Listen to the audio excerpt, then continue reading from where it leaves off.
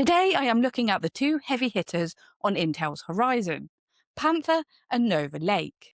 Is the Intel comeback just getting started? Panther Lake is Intel's next generation laptop chip. This isn't just another laptop CPU launch. It is the ultimate stress test for Intel's 5 nodes in almost 4 years. This is the debut of the Intel 18A, the process node that Intel claims will finally put them back in the lead over TSMC.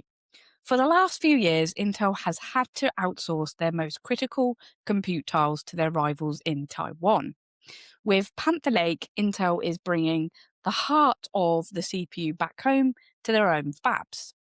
While Lunar Lake itself proved Intel could actually design an efficient chip using TSMC's help, Panther Lake is the moment Intel proves that they can do it all themselves. It's basically the homecoming of Intel Silicon.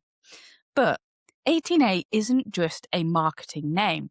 It introduces two foundational shifts in the way chips are built. First, there's Ribbon, I think it's FET. This is Intel's first new transistor architecture since 2011.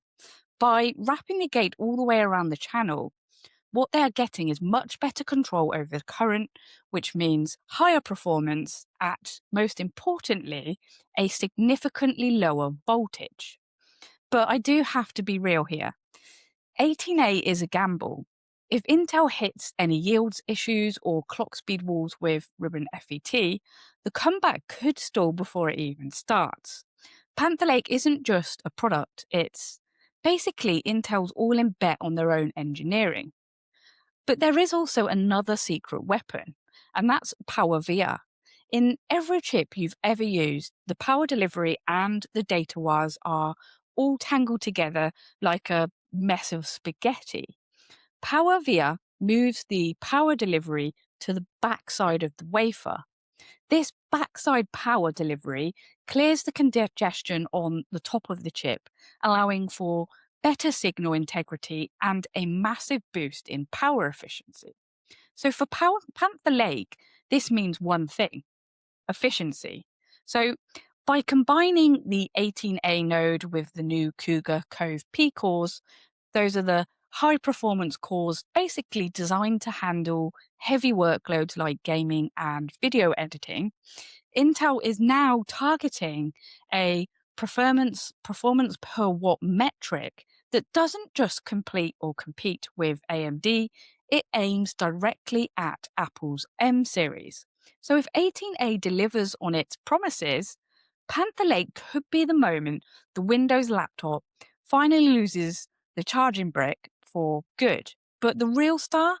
That is probably the integrated graphics. Panther Lake is expected to debut XE3 Celestial. What this means is it's aiming to turn thin and light laptops into legitimate gaming machines. And Panther Lake itself isn't just about the CPU and the GPU, it's also about the NPU. Intel is aiming for a massive leap in AI throughput, which will be the backbone of Windows Copilot and a couple of other features moving forward, which is really good news if you haven't yet been fatigued by AI's constant mention and the hardware price rises as a consequence. But if you're a desktop enthusiast, your eyes are probably on Nova Lake, which is expected in late 2026. This is being described internally as the biggest architectural shift since Alder Lake. We are talking about Coyote Cove P cores and a massive increase in core counts. Rumours suggest up to 16 P cores in a single flagship. There's actually even talk of a unified core architecture with Nova Lake, where the distinction between P and E cores starts to blur into a single, hyper-efficient, high-performance design. If Intel pulls this off, it could be the final nail in the coffin for that latency issue that have dogged those hybrid designs previously.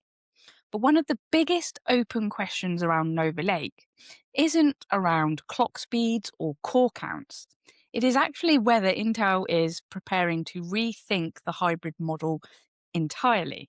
Since Alder Lake, Intel's big little design has delivered impressive multi-threaded performance.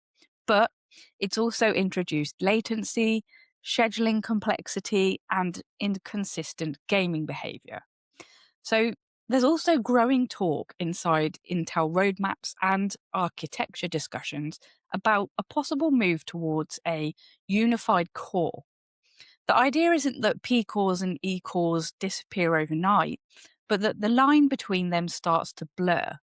So instead of two fundamentally different cores, Intel could move towards one scalable core design, tuned up or down depending on the workload.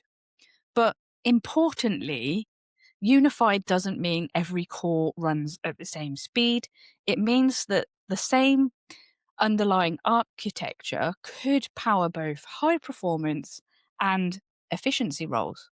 So we could think of fewer architectural compromises, fewer scheduling edge cases, and much more predictable latency, especially in gaming and real-time workloads. Nova Lake is the first desktop platform where this kind of transition becomes a reality. With higher core counts, a mature hybrid scheduler, and a more advanced process node, Intel has finally got the headroom to simplify the design instead of stacking workarounds on top of workarounds.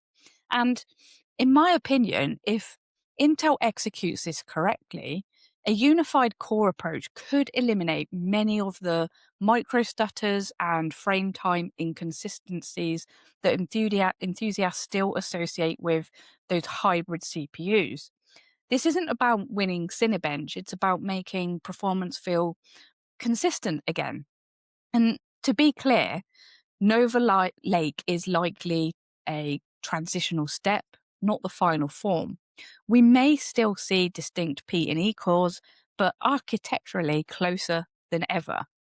The true, fully unifying design may arrive on maybe a one generation later, but Nova Lake is where Intel starts laying that foundation. And at this point, we do have to mention AMD. For years, AMD owned the efficiency crown, while Intel's brute force performance with 300-watt power draws.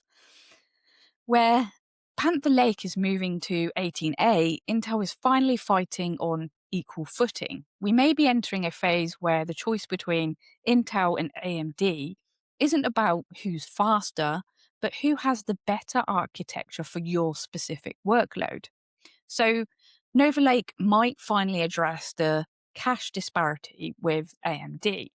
And if AMD pairs those Coyote Cove cores with a massive increase in LLC, last level cache, the gaming crown might finally move back to Santa Clara. So to end, the million-dollar question: do you stick with the stability of Arrow Lake, or do you upgrade to the 18A Revolution? Well, if you're building today, Arrow Lake is a safe bet. You get a great machine now with a ticket to the Nova Lake Revolution later. But if you're holding a 12th or 13th gen chip and it's still holding 60 FPS, hold the line. 18A is the most exciting thing to happen to silicon in probably a decade, and you'll want a front row seat when it lands. But actually, I want to hear from you. Has Arrow Lake already won you over, or are you ready for the next step? Drop a comment below, and if you found this deep dive helpful, please don't forget to hit that subscribe button and like for more silicon breakdowns. Thanks again for taking the time to watch this video. As always, I can't do this without the most important factor, which is you guys. Take care, and I will see you on the next build.